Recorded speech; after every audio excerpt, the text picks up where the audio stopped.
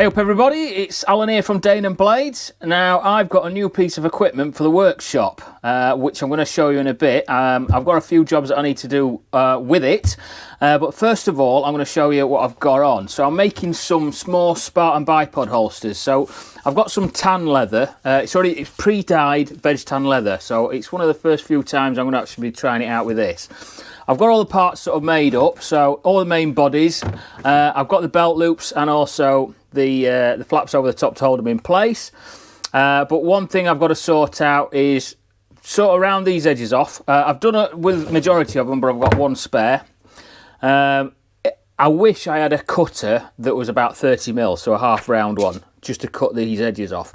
I haven't, so what I'm going to have to do is just trim the edges, and then I'm just going to sand them round and then just clean them up, sort the bevels out, and I'm going to use some of this stuff. I've seen toconol oil or toconol gum, burnishing gum. I've got some of that stuff. I've tried it with some of my sheaths that I've dyed myself, and to be honest I didn't think there was much difference between it with just wetting an edge around and burnishing it and then using that. But what I have found is that with the pre-dyed stuff, it does make quite a nice finish.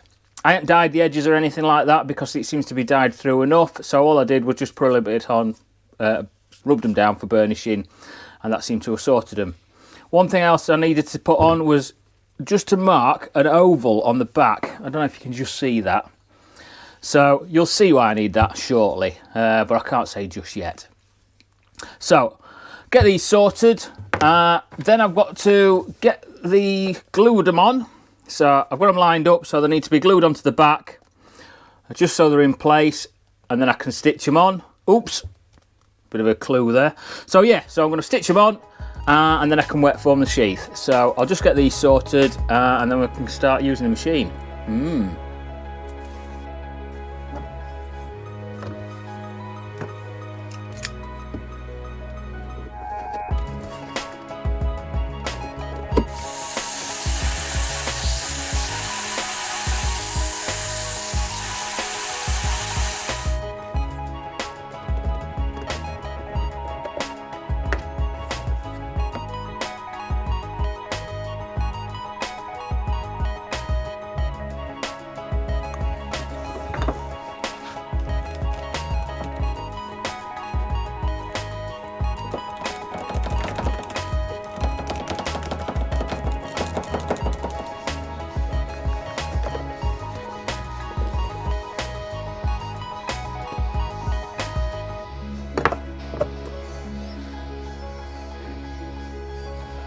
Right, so this is the new kit for the workshop. So I've got a new toy. This is a sewing machine capable of stitching leather. Because one of the things that I want to try and do is sort of build up my leather goods sort of side of the business. That's why I've gone for making some of these Spartan bipod holsters. I want to try and just basically speed up the process. I don't mind doing the hand stitching, but it does hurt the hands after a while, and if I'm planning on doing quite a few of them, it might be better with one of these machines. So it's a global WF95. I think the equivalence is sort of a Juki 441 or 411, which has got the longer bottom to it. There's other makes out there. Cowboy, I think there's another one of them, but they're all very similar sort of machines. It will stitch up to 14mm altogether, so stitching through 3 pieces of veg tan leather, not a problem whatsoever. That works out anywhere between 9 and 12mm. I had to do a few alterations when I first got it though, just to help trying to minimising the marking on leather as much as possible. But what I'll do is I'll just swap the camera around to this side so I can show you a little bit better. Right, so what I've done is changed the foot plate and the walking feet here. So the ones that I've got with it are these kind, which are quite wide, more designed for using with materials rather than working with leather. So, I mean, this would be ideal for working with pieces of webbing, which is another thing that I might try with it later on anyway. So what I've done is I've swapped it for the narrower feet. So here's one of the sets, as you can see. There's a bit of a difference there, and also the centre feet as well. So that's narrower So a smaller one like that rather than the wide one. One other thing that I've done as well, because I got myself 2 of these, was to cut one of the legs off. So it only presses down on one side of the stitching. This stuff is size 10 thread, quite thick stuff. I needed the right needle combination to go with it. Hopefully I should be able to show you now. So what I'm going to do is just switch it on. There we go. Right, so this is the belt loop that I've stitched on earlier. Putting myself a little bit of an oval so I can see where I'm working on. And now I've got to have a go at stitching it on. So I'll just line it up. And what I've done beforehand is lower the foot down. I'm going to pull the... There we go. I'm just going to put that into there. Just so it lines up straight away so I can know how to work it. I'm going to... Now what I've done before is work backwards and then work forwards and gone round. But I don't need to do that. Basically it'll lock off when I overlap it when I come all the way around to do a full circle. So I've got it in forward. I can change the speed of this machine so it's just nice and steady. I'm not really an expert on it just yet. Got to hold the threads to start with just to make sure it's tight, and then off we go.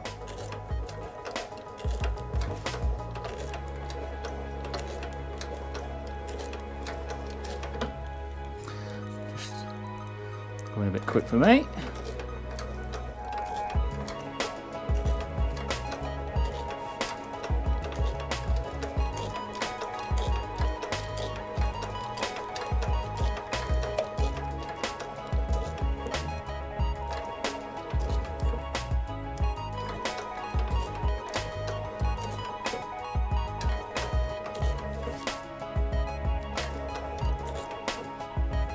I'm just going to pull these threads out of the way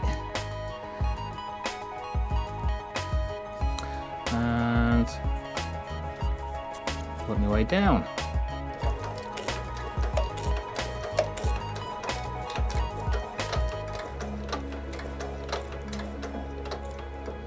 So I'll finish there, needle up, pull her out. Where's my little scissors? I had them a minute ago. Here they are.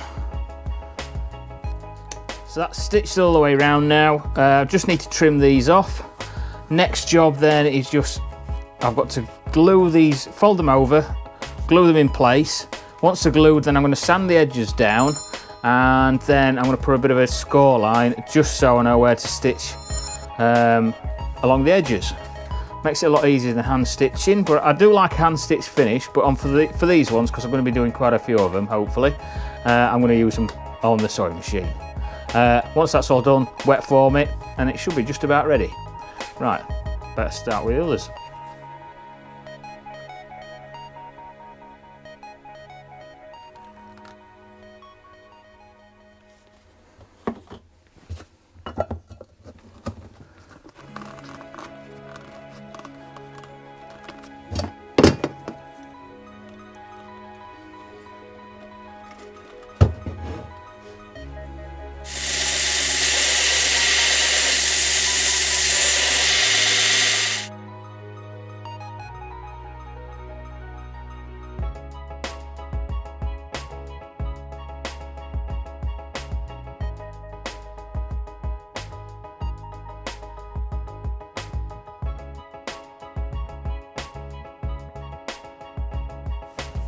There we go, glued up, sanded, put a groove line. I haven't used the one that scores and takes a little bit of leather out. I've just used the marker that just leaves a crease into the leather.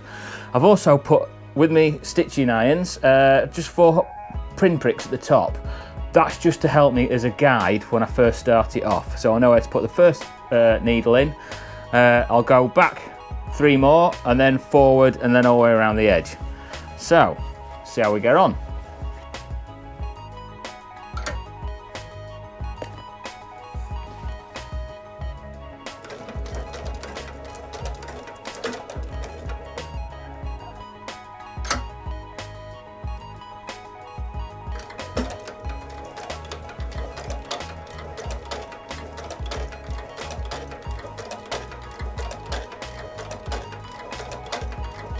Right, that's them all stitched. The edges have been sanded, I've beveled them, just neatened them off a little bit. Next job, what I'm going to do is wet form them. Now I've got these which are going to basically be the form for the legs on the Spartan bipod. They will fit now, but just so it moulds it a little bit better, I'm going to soak them in some warm water, then I'm going to put the doweling in and just leave them to dry off a little bit, and hopefully they're not far off.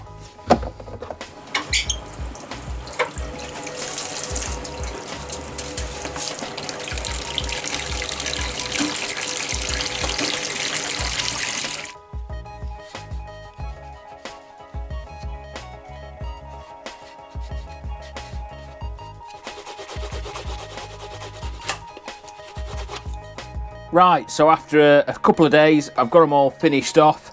The last thing I just did was burnish the edges off, and I've also given them a coating of wax. So that's the longer and shorter versions all sorted, and I can get these put up for sale. Now, I ain't got much else to show, but I've got one that's a slightly bit different. So somebody had asked me, well, Dan had asked me to make a diver's knife for him. So first time I've ever tried anything like this. Kydex sheath. This particular one is actually 14C28N, made out of 4mm steel, and what I've done is I've cerakoted it, so you can just see on top there. The handles themselves are bolted onto the blade, but they're not glued in place, because I thought it'd be better off for cleaning purposes to be able to unbolt them. So they've got those little Torx screws in there. So Kydex sheath, there we go. What do you reckon? Also, my first go at doing some serration on there. I think it's come out all right. The handle is Shore Touch G10. So basically, it's G10, orange G10 that's layered up with black rubber to give it an extra piece of grip.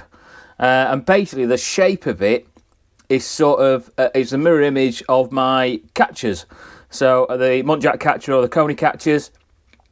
Basically, what I've done is the handle shape here, inverted it, and it's exactly the same on the other side to give that ambidextrous look. There we go, guys. Thank you very much for watching. Any questions, make sure you put them in the links below. Go and check the social media stuff, and I'll see you later.